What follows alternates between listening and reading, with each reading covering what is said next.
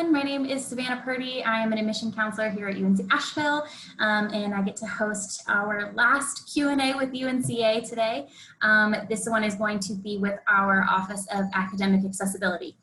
So this is the last in, I believe, a 15-session series of Q&A with UNCA. So it's been quite a journey and super informative for me, and so I sure hope it's been informative for you all.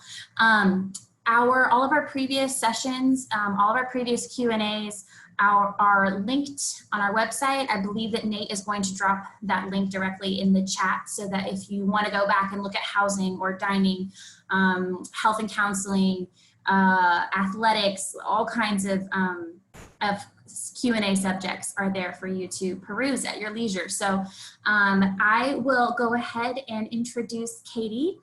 Katie is our accessibility specialist in our Office of Academic Accessibility, and she's going to tell us about all the work that she and her team do to help our students at UNC Asheville. So welcome, Katie.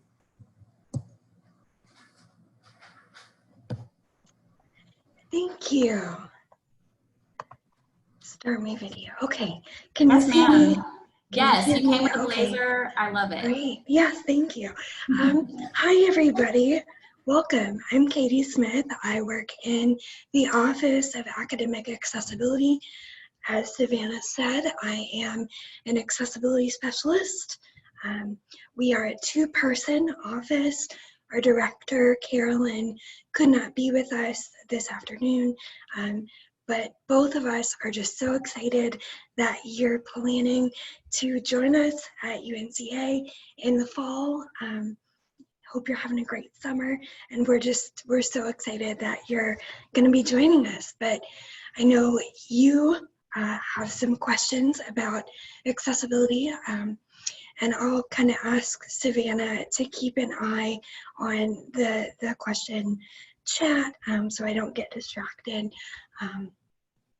And I'll ask. I forgot to mention, if you have questions live with us, just add those in the Q&A box rather than the comment section so that I can stay focused as Katie is presenting. Great, okay. And I will also have Savannah add some links to the chat box or the Q&A box kind of as we go through. The sheet that I'm using today to kind of guide my presentation, I will make that available at the end of the presentation, so you don't have to worry about, oh my goodness, what did she say? I didn't get that down, if you're taking notes. So I'm going to make that available. So just today, if you're here, just take the time to listen and just kind of see if you have questions. Don't worry about being so focused on what did she say, okay?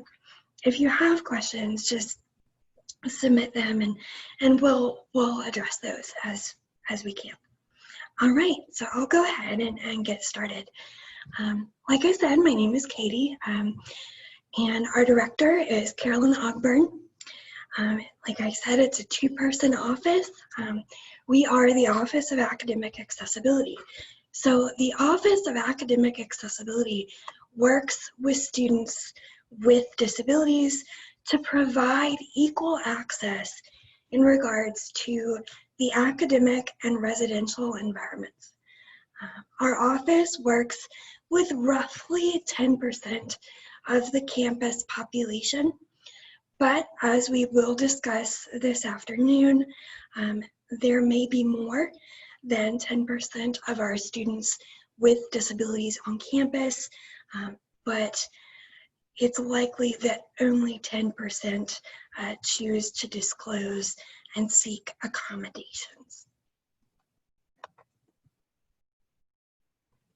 All right, so we often get a question of who has a disability, and I'm just going to refer briefly back to the Americans with Disabilities Act and mirror their language. There are three categories that the Americans with Disabilities Act highlights. And the first is a person with a disability is someone who has a physical or mental impairment, such as cerebral palsy, cystic fibrosis, something like that.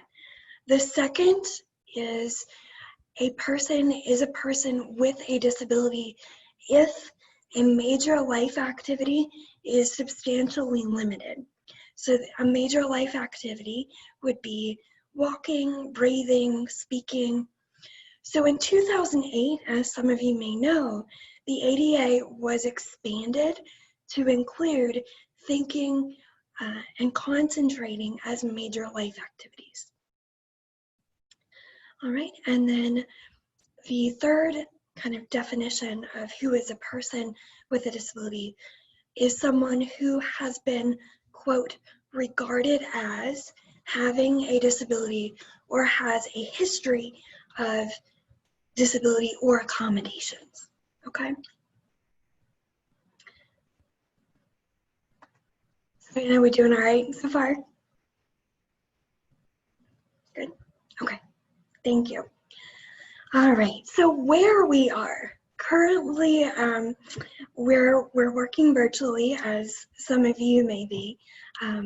So if you need to contact us, I will put my contact information on the sheet. If you need to contact us, email is the best way right now. But when we are back in person, our office functions as a part of the Academic Success Center, which is in the lower level of Ramsey Library. Okay. Another question that we get a lot is, well, do I need to disclose my disability? And if I do, who do I disclose to and when? All right. So identifying as a person with a disability is always the individual's choice. A student is only required to disclose a disability to the Office of Academic Accessibility if that student would like to seek accommodations, okay? Students do not need to disclose any specific information about their disability to their professor, okay? And I'll go over what that looks like here in a little bit, okay? A person can disclose their disability at any point in the academic year. So you can disclose in July or June, you can disclose in December or January. Disabilities happen at any point in life, so you can disclose at any point in the academic year. But it is important to remember that the accommodations process can take some time. So if you are planning to request accommodations and you haven't done that already, and you're beginning in the fall, you might consider starting that application process very soon. Remember that classes do start a little bit earlier this semester due to some COVID concerns. We're going to start August 10. Okay? So who applies? And this can be tricky for parents. As college students are adults, they are protected under the Family Education Rights and Privacy Act, which is also known as FERPA. This means that the only person that's entitled to information about the student is the student. Okay? Parents should not disclose information about a disability on behalf of their student or fill out an application on behalf of their student. We really want the student to kind of take the initiative here. Okay. So what's the difference between high school and college in terms of accommodations? It can be a little overwhelming, you know, kind of that transition between high school and college, and we get that. It's totally understandable. We're here to help you. We definitely want to support you, and we're here for you as you work through this process. So in high school, students were usually identified by a teacher or staff member as being a student that needed some extra support. Typically, students were then referred to a team who put an IEP, which is an an individualized education plan or a 504 in place. In college, as you probably know, and as we'll go over today, it is the responsibility of the student to identify to the Office of Academic Accessibility that they are a person who would like to be considered for accommodations as a person with a disability. Okay, and then once the student has applied to our office, that kind of gets the ball rolling. Okay, so additionally, I kind of mentioned this in passing, the role of parents has changed. I'm sure you've kind of figured that out with the transition to college, but parents, we're so glad you're here to support your students, and honestly, we're so grateful for the work that you've done on behalf of your student to get them to this point, and all the work you've done in the previous years. I'm a person with a physical disability, and I mean, my mom is just, amazing. So, we really appreciate all the work that you've done. But, as students are adults now, students need to engage in that self-advocacy, right? So this means that parents who were usually a part of like the IEP or the 504 process in elementary or high school, parents will now kind of step to the side, and students will now take kind of center stage in advocating for their needs in college. The student should be the one to contact our office, fill out their application, provide that documentation.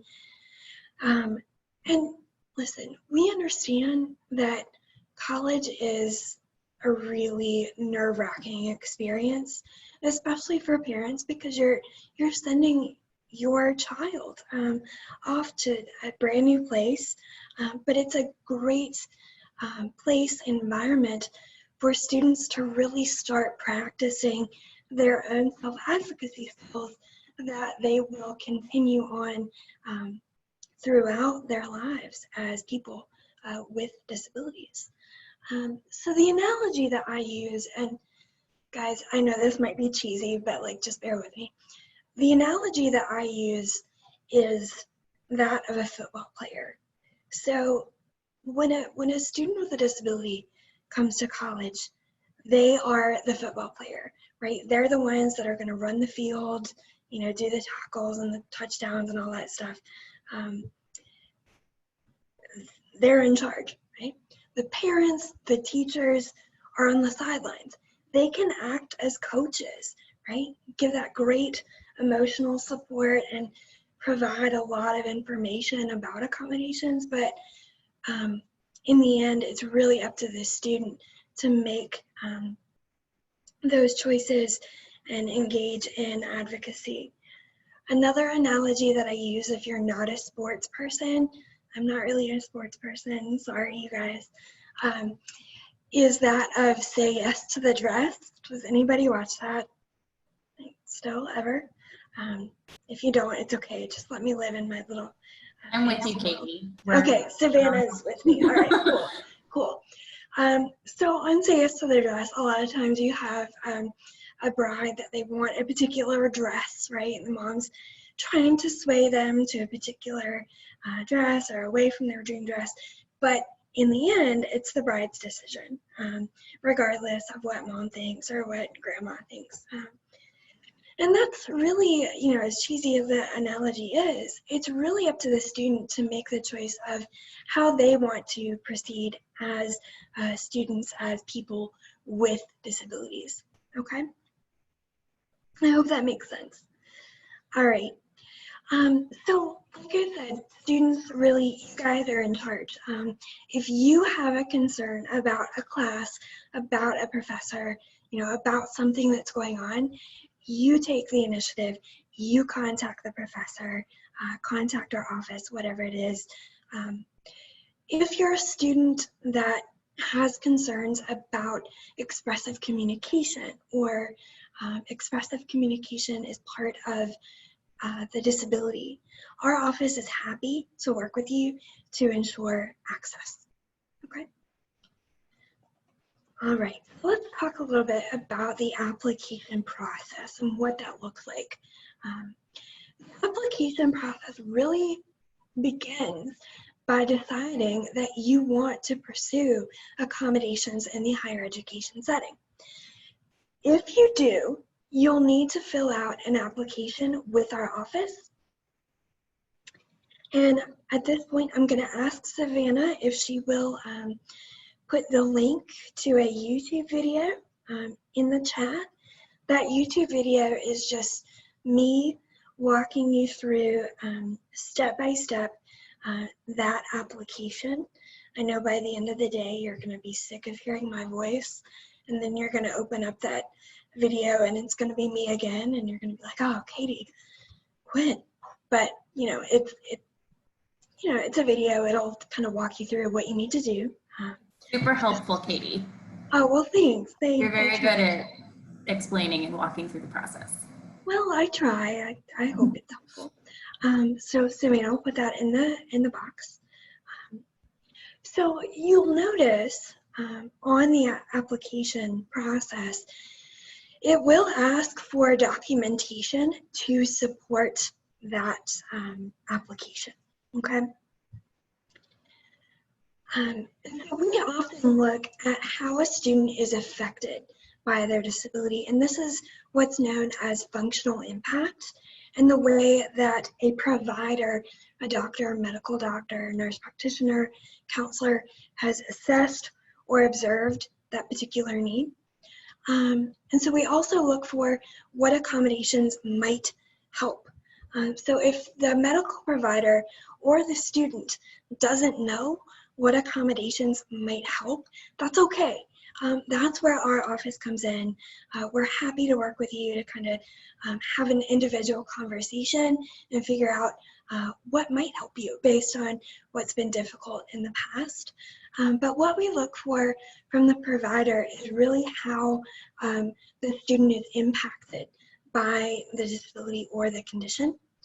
So to find out more about our guidelines for documentation, I'm going to ask Savannah to put the link to the guidelines for documentation in the chat. That is a great resource to look at if you're not particularly sure what to submit. That can kind of serve as a guideline, right? But, if you're not sure what to submit, you can submit any documentation that you feel is relevant to your application. If we need more information, one of our staff members, either myself or Carolyn, will be in touch with you. And again, those guidelines will be appearing shortly in the chat. They're there now. So we've got the guidelines for documentation and the process for application are perfect. Awesome. Thank you, Savannah. All right, so we often receive some questions about 504s and individualized education plans, which are abbreviated to IEPs. And we often receive the question, do these documents, the 504 and the IEP, do they transfer into the college setting? And the answer is no. 504s and IEPs do not transfer over.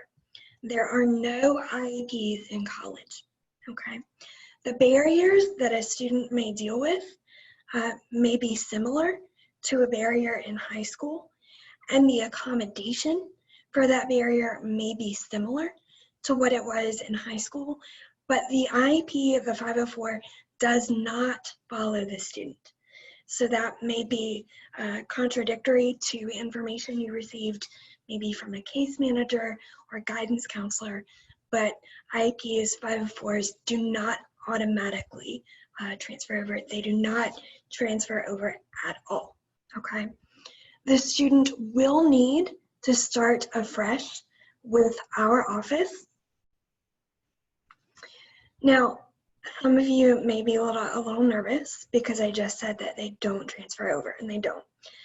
The good news is that students may find that their old 504 or IEP plan may give them a basis to begin the conversation with our office. If the student knows what was difficult in the past and what accommodations were helpful, this gives us, our office, an idea of where to start and where to kind of begin that conversation. Okay. So, what can you do in terms of documentation? The simplest thing to do is submit what you feel is relevant. If we need more information, we'll contact you. If a student had a 504 or an IEP plan in high school, they may have also had what is known as psychoeducational testing. Psychoeducational testing can measure things like working memory, reading rate, math calculation, etc. So for students who may have learning disabilities or ADD, that psychoeducational testing can provide numerical data and show where the student needs support. Psychoeducational reports can be submitted as documentation. Those psychoeducational testing reports may be helpful for some disabilities, not others. So if you're not sure what documentation is needed, if you've never had psychoeducational testing done, and you're not sure if you need that, look at the guidelines for documentation, get in contact with our office. We're happy to help you, okay? All right, if you do need psychoeducational testing done, you know maybe you have a learning disability and maybe you haven't had psychoeducational testing done in a while. There's no age limit on how old that testing can be. Typically, anything within 5 years is useful. But again, if you have something older, go ahead and submit it. And if we need updated documentation, we'll get in contact with you. So if you have ADD, ADHD, anything that was done around the age of 13 typically will still be relevant. It is important to know, however, that UNCA and our office as part of UNCA does not provide or pay for the testing if you need that done. But if you need a place to start, our office can email you a list of local providers that do that psychoeducational testing. But again, it is the responsibility of the student to pay for that. Okay. So every case is different. Every person is different, right? So every request for accommodation and documentation may vary.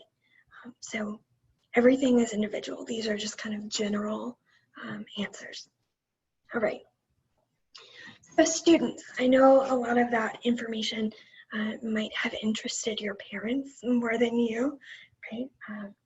So let's go over some things that you need to know when you're seeking accommodations, when you're putting those accommodations into place. Okay, so for students, when do accommodations go into effect? How do students make sure that they're receiving accommodations, right? So I want you to remember two things. If you remember nothing else today, remember these two things. All right, number one, in order to be considered for accommodations, you must apply with our office, the Office of Academic Accessibility, okay? The second is, if and when you are approved for accommodations, you will need to send your letters of accommodation. Our office will send you a video, again, it's me in the video, showing you how to send out these letters of accommodation. And sending out those letters of accommodation is done electronically. So if you're coming from a community college or another college where you had to physically pick up those letters of accommodation, you do not need to do that anymore. You can just electronically send those to your professors. Right?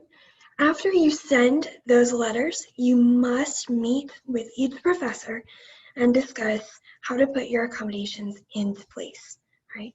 Accommodations are only active once you've sent out your letters of accommodation and you and the professor have spoken and agreed to those accommodations, okay?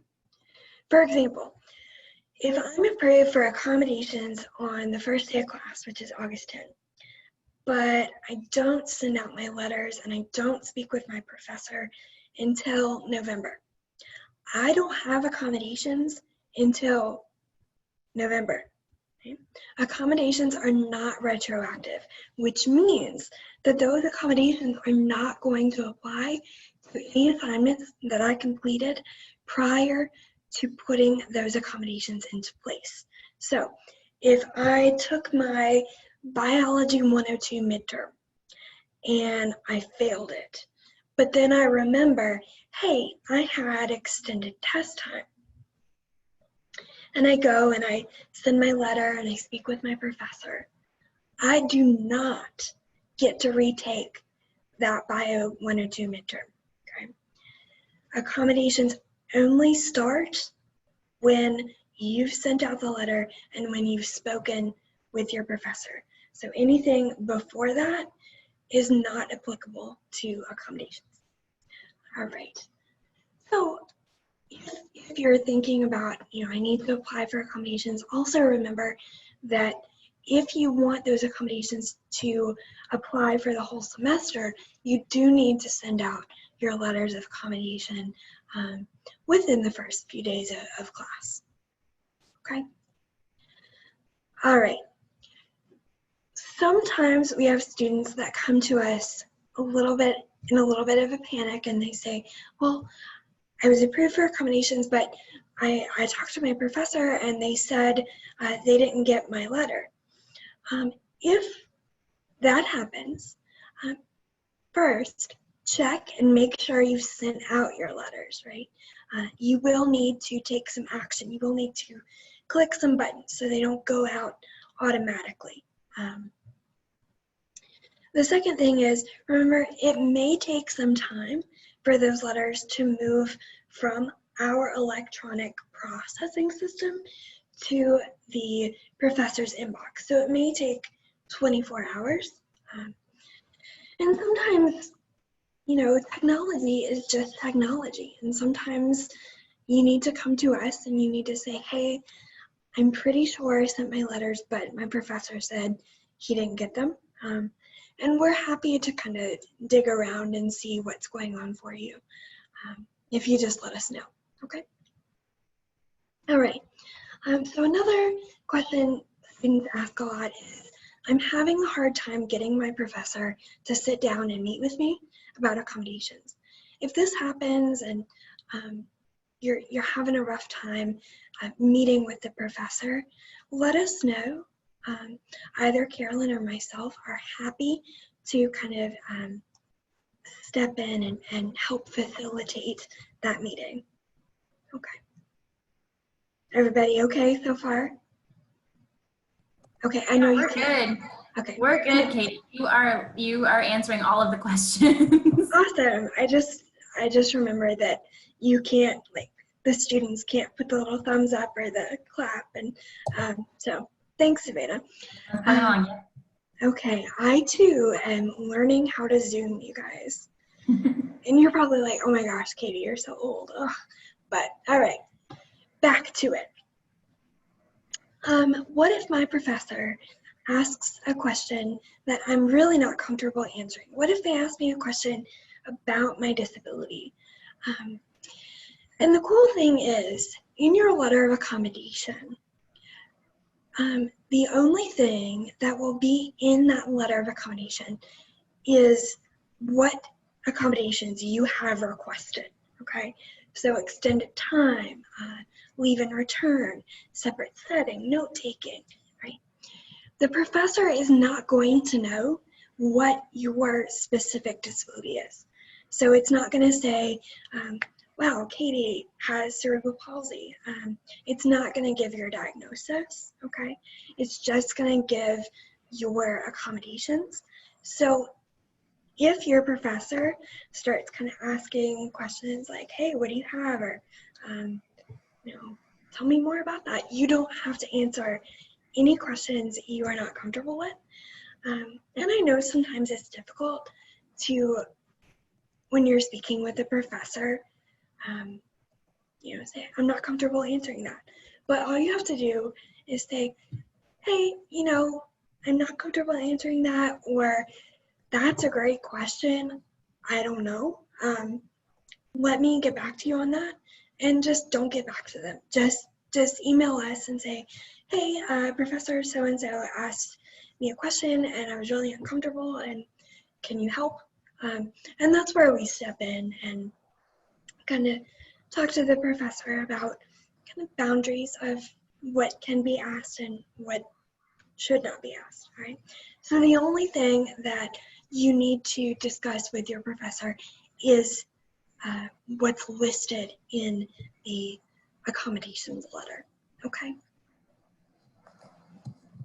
All right. Another question, go ahead. Can folks schedule Zoom meetings with you to go over incoming students? Can they go over their accommodations application process and start reaching out to faculty this summer? Yeah, well, first, absolutely. We would love to meet with you. And I'll go through that in just a second. If you have particular concerns about a particular class, you can absolutely speak with us and we can kind of help you reach out to the professor. So your first kind of communication, I would suggest bringing any concerns to our office and we can kind of help you navigate where do I go from here, okay? And do those meetings, and you may touch on this in a moment, you kind of talked about the role of parents, but especially in admissions, there are certain conversations in admissions and financial aid that we have to have a student present for, and then conversations where we can't speak with parents. So in your office, how do you handle that? If a parent wants to, you know, as part of their coaching responsibilities, if they want to meet with you about their student, can you meet one-on-one with parents, or do you need to have the student present at those meetings? So I would recommend, you know, kind of putting in that coaching model of let's have the student present, you know, because FERPA, right? So we want definitely to speak with the student. If the parent, if the student is comfortable with the parent being in the room, being a part of the meeting, bring the parent in, but we definitely want to speak with the student. We don't want to do anything kind of behind the student's back. Right, without. So parents, we love you. You're great. Thank you so much. But let's definitely start working on that advocacy. I'm sorry, my fan is just like blowing my hair everywhere.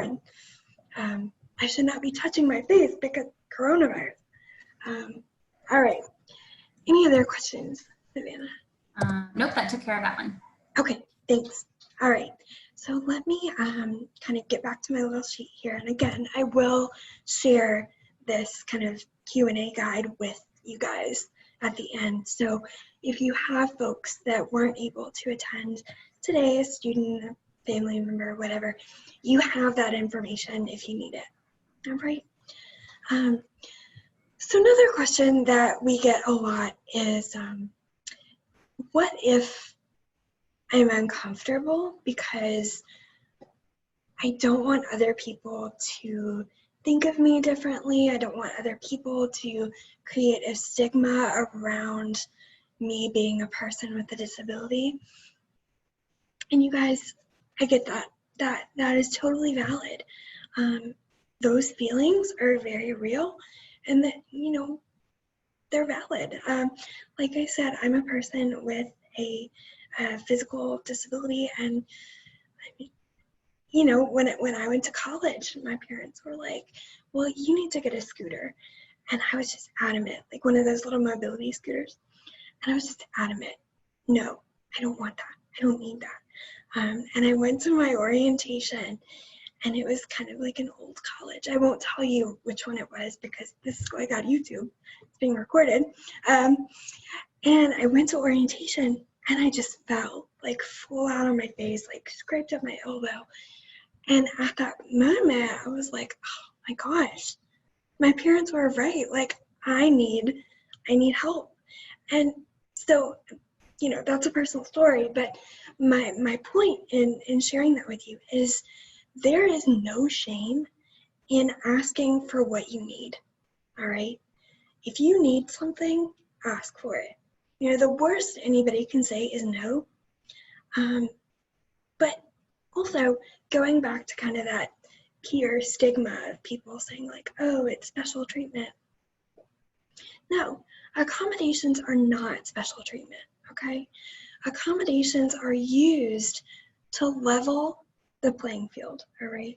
So we want everybody who attends our university to come in on that level playing field, to start at the same starting line, if you will. So accommodations are meant not to give you special treatment, not to, you know, make you more important than anybody else. They're there so that you can access the classroom, the campus, all right? And if you need it, you need it, all right? And don't be afraid of what anybody else is gonna say or think about you, right? Because, you know, it's you, it's your college education, right? But definitely, I understand that those feelings are valid and it's okay to feel those feelings. Okay, sorry, I'll move on. Okay,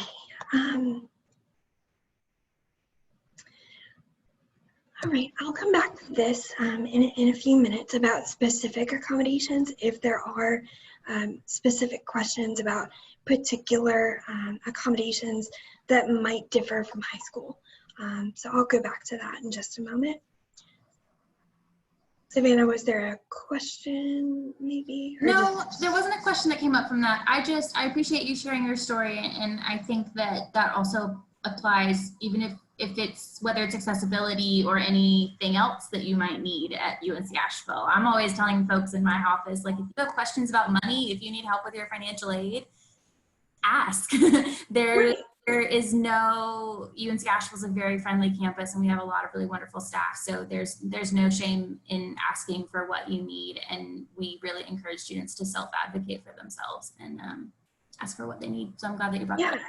Yeah, of course. You know, and I was going to talk about this a little bit later, but, you know, if you're a student with a disability, even if you're not a student with a disability, you can contact our office at any point in the semester. It doesn't have to be just like June or July or January or February for spring semester.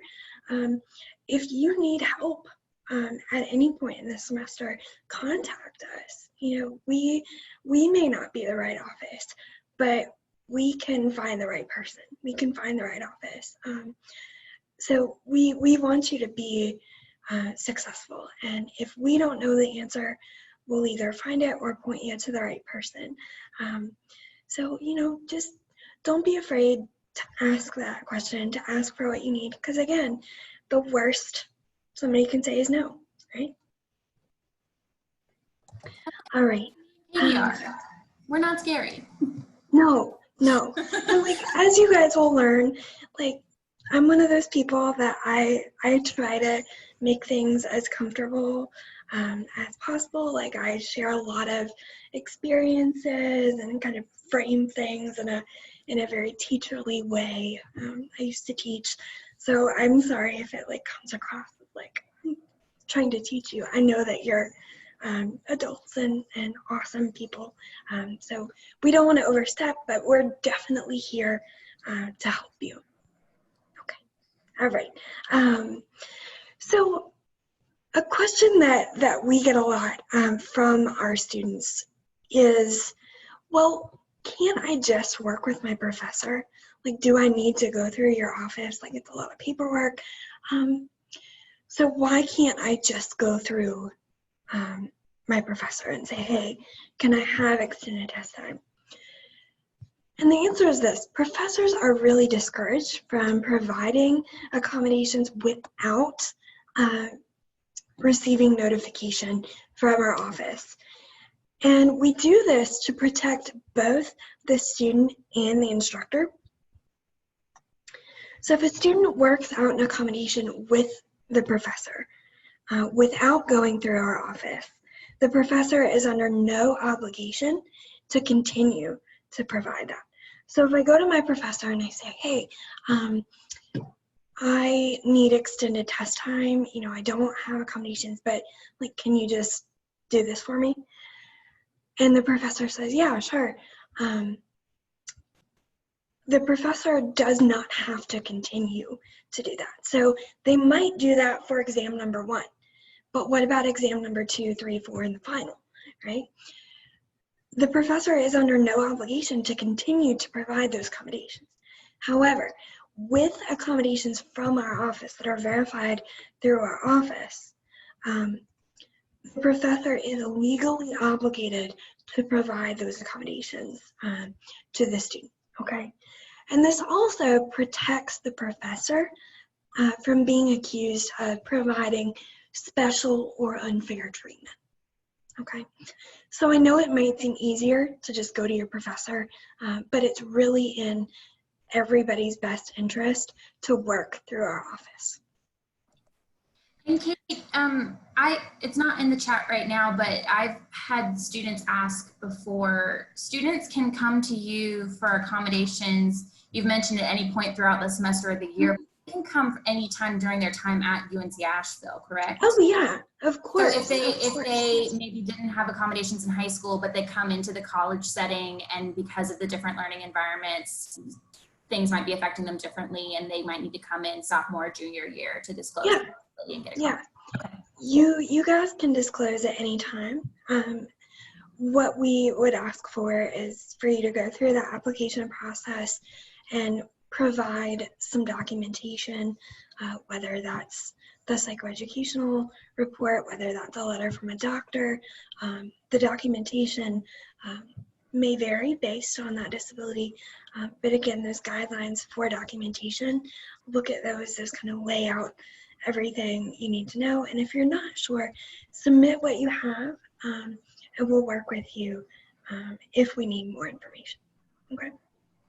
And a situation that we run into sometimes is students will come in as a freshman, they'll put the accommodations into place, and they may not use them freshman year, first semester, because they say, I don't feel like I need it. And totally, that's your choice, right? If you feel like, I'm taking these classes, I don't need accommodations, or, my English class doesn't have tests, you can customize on your letter of accommodation for each class the accommodations that you want to put into place.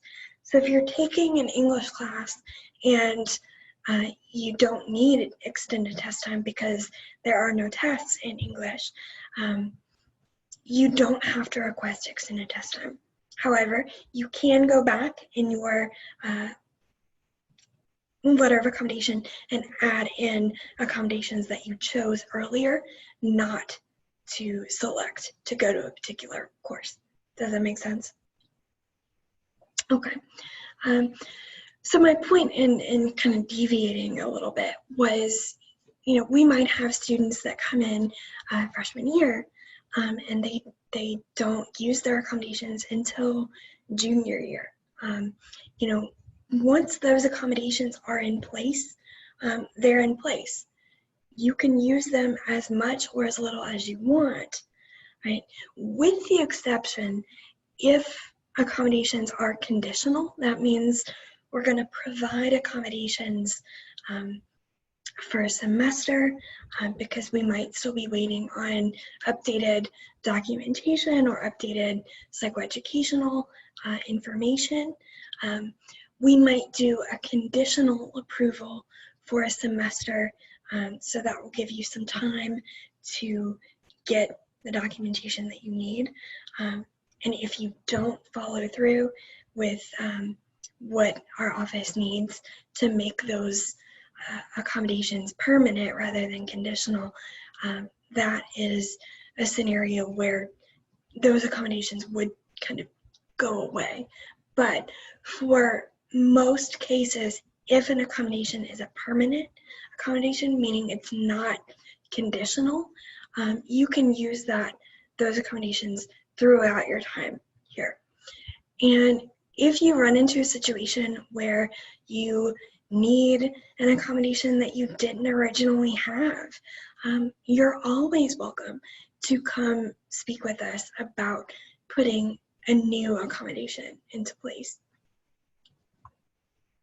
Okay, all right, I'm gonna go back to my little sheet here. So what about other supports other than our office? What about learning supports? And as you may have already learned, if you went to the Academic Success Center info session with Anne-Marie Roberts, you may have learned about the Writing Center and the Peer Tutoring Center. But the Writing Center and the Peer Tutoring Center are there for you. Our office does not provide specific learning support for students with disabilities, but the Writing Center and the Peer Tutoring Center are very, very helpful. And you can find information about both the Writing Center and the Peer Tutoring Center on their website if you just Google UNCA Writing Center. The Writing Center and the Peer Tutoring Center are located on the main floor of Ramsey Library. There's also the Health and Counseling Center. I'm pretty sure that there was a session maybe with Health and Counseling. I'm not. Yep. Okay. So on the website that is linked in the chat, so you can go back and watch those if you want to. Okay, so take a look at those resources. The Health and Counseling Office is a great resource for a lot of students. You can get to the Health and Counseling Center by utilizing our UNCA shuttle service. That is the red line shuttle that goes from campus to the Health and Counseling Center. Right, so if you're not comfortable walking, and I always suggest that students don't walk, like just to be safe, just take the shuttle. The red shuttle will take you to the Health and Counseling Center. It is important to note that the Health and Counseling Center, even though they are a full counseling center, they do not provide documentation for our office. So if you're interested in something like an ESA or having a letter of support about your particular medical condition, the Health and Counseling Center does not provide documentation to our office. And that is just because the Health and Counseling Center feels they may not have a long-standing relationship or a long enough, that's the word I was looking for, a long enough relationship with a student to really understand what the functional impact would be for the student. Okay. And I'm going to put a link to the Writing Center in the chat as well, because it's in my sheet and I found it. Okay, let me see if I can panelists and attendees. I think, yeah, okay, I did it right. I can do that if you want to keep. Okay. I think we're good. Yeah. All right, here it comes. Cool. All right, so there that is. If you have a question about like food or food allergies, Hannah Anderson is our campus dietitian. She's a great resource to speak with. If you do have concerns about specific dietary needs that are related to a disability, you can contact our office.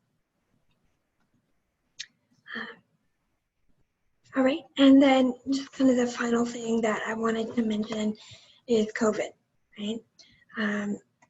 Coronavirus, COVID-19, whatever you call it, it's very real. It's a very real concern for a lot of students with disabilities. And I understand that there's a lot of anxiety around, well, what about a student with a disability?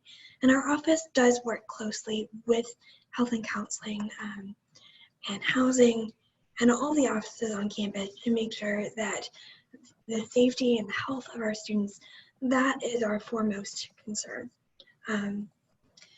So if you have COVID-related questions or medical concerns about COVID, your first contact would likely be Jay Kutzbeck in Health and Counseling. His email is jkutzbeck@unca.edu. Savannah, you might throw that in the chat for me. I'll throw that in there, and I also just put Hannah Anderson's contact in there as well if you have food concerns, and I'll put Jay's in there. Great, thank you. If you have concerns about COVID-19, coronavirus, and housing, if you have concerns that are directly related to coronavirus, like I'm immunocompromised and I'm really concerned about COVID and where I'm gonna live or my rooming situation, you wanna direct those questions directly to Melanie Fox in the housing department. Melanie's email, Savannah, if you can put that in. And if you're not sure who to contact, I know it's a lot of information, you can always contact our office. And if we aren't the right person to speak with, we can find out who to talk to and direct you to the right person. So I know that was a lot of information and a lot of me talking to you. And, so that is kind of the end of the questions that I wanted to address. So now I will kind of throw it back to Savannah if there are any questions that came through. Yeah, thank you so much, Katie. That was super informative. I think you covered every question that I've ever received about the accommodations process and what your office does. We don't have any outstanding questions in the Q&A, but of course, do you want to throw your email in the chat? Or Oh yeah, of course. God, I'm so sorry. No, you're good. Just so that if you're watching this live or you're watching the video back later, you can reach out to Katie and or Carolyn in the Office of Academic Accessibility over this time period before you incoming students are ready to get started. So if you want to take this next month or so to get some of that stuff started, that would be a great use of your time. I'll go ahead and just like state my email just so it shows up when this is captioned on YouTube. Yes. My personal email, or not personal, gosh.